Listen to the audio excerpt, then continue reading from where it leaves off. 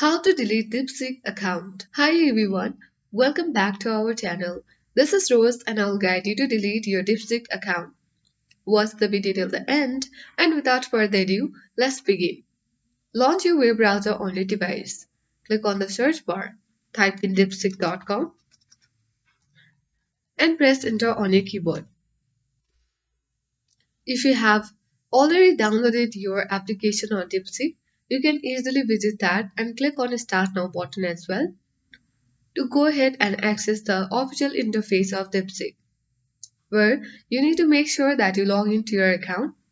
Now go to your profile by clicking my profile icon at bottom left and select settings button. From the setting menu, choose profile. Now you will land on this profile page. At the bottom you will see delete account. Click delete account at bottom right. Here you need to simply verify by typing on delete my account below. So let's type in and then you will see the red button appear on your screen. Click on confirm delete my account and then your account has been successfully deleted on Deepseek. So I hope this guide was helpful. If it was, then do like, share, comment and don't forget to subscribe. Thanks for watching and I'll see you in the next video.